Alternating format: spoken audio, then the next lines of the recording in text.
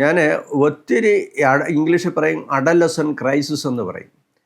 കുട്ടികളിലും ചെറുപ്പക്കാരിലും പോലും ഈ പറഞ്ഞ രീതിയിൽ മനോസംഘർഷങ്ങൾ ഉള്ള ഒത്തിരി പേരെ എനിക്കറിയാം. കുട്ടികൾ അത് പലപ്പോഴും സ്കൂളിൽ നിന്ന് തന്നെയായിരിക്കും അവർ എത്തിക്കുന്നത്. സാറേ കണ്ടിട്ട് എന്തൊക്കെ പ്രശ്നമുണ്ട് എന്ന്.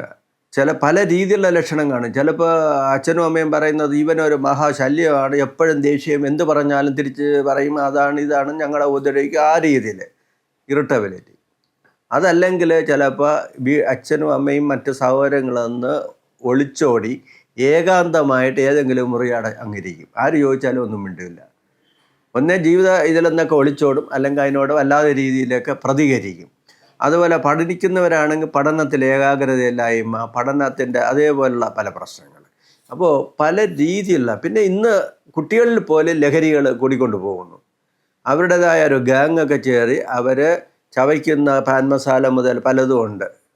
ഗണേഷ് എന്നും പല പേരിൽ ഇറങ്ങുന്നുണ്ട്. അതേപോലെ മദ്യം ഉൾപ്പെടെയുള്ള പലതരം ലഹരികളുടെ അടിമകളും ആയിക്കൊണ്ടിരിക്കുന്നു ഇന്നത്തെ കുട്ടികളും. പാരൻസിനോട് എന്താണ് ഡോക്ടറിന് പറയാനുള്ളത്? ഒരു മക്കളെ വളർത്തുമ്പോൾ, കുട്ടികളെ വളർത്തുമ്പോൾ എങ്ങനെയായിരിക്കണം അവരെ അപ്രോച്ച് ചെയ്യേണ്ടത്? എങ്ങനെയാണ് ഇതിലും നമുക്ക് അത് നമ്മൾ പരിഹരിക്കേണ്ട അടിസ്ഥാന കാരണമാണ് ഞാൻ ശ്രദ്ധിച്ചുള്ള പലപ്പോഴും പാരൻ്റൽ ഡെസ്പ്യൂട്ട്. അവർ തമ്മിലുള്ള അടിപിടി. കുട്ടികളൊരു മനസമാധാനമായിട്ട് ജീവിക്കാൻ ജനിച്ചത് മുതൽ മരണം വരെ എന്നാണ് അവർ വരുന്നത്. പക്ഷെ അവർ കണ്ടുകൊണ്ടിരിക്കുന്നത് അച്ഛനും അമ്മയും കടന്ന ചേരിപ്പോരുകളാണ്.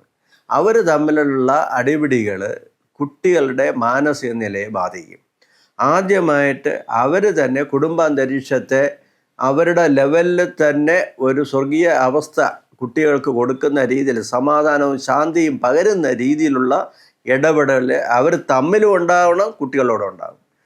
എപ്പോഴും പറയും ഞങ്ങൾ ഭയങ്കര ബിസി, കുട്ടികളെ നോക്കാൻ സമയമില്ല. അവരുമായിട്ട് സ്നേഹവും സൗഹാർദ്ദവുമായിട്ടുള്ള ഇടപെടൽ ഒരിക്കലും അവർ പല കുടുംബാന്തരീക്ഷങ്ങൾ ഇങ്ങനെയുള്ളവർ കാണാറുണ്ട്. ഈ ഭർത്താവും ഭാര്യയും തമ്മിലുള്ള ഒരു സ്നേഹം എന്ന് പറയുന്ന സാധനം നമ്മൾ പ്രകടിപ്പിക്കും.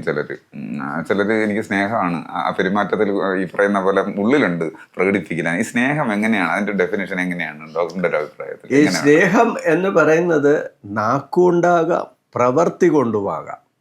ഇവിടെ നാക്കുകൊണ്ട് തമ്മിൽ പോരടിക്കുന്നു ഞാൻ പറഞ്ഞു. അതുപോലെ പ്രവൃത്തികളും ചിലർ ഇന്ന് സ്ത്രീകളും ഉണ്ട് പുരുഷന്മാരും ഉണ്ട്.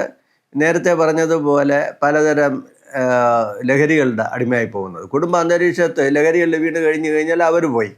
അതേപോലെ തന്നെയാണ് അവർ പുറത്ത് ഭാര്യ എന്ന നിലയിലോ ഭർത്താവ് എന്ന നിലയിലോ ഒന്നിച്ച് കഴിഞ്ഞ് പരസ്പരം പ്രവൃത്തി കൊണ്ടും നാക്കുകൊണ്ടും സ്നേഹപ്രകടനങ്ങൾ വരുന്നതിന് പകരം കല്യാണം കഴിക്കുന്നു, ഒരാളെ വീട്ടിലിരുത്തി മറ്റേ കിടന്ന് കറങ്ങും പുറത്ത്.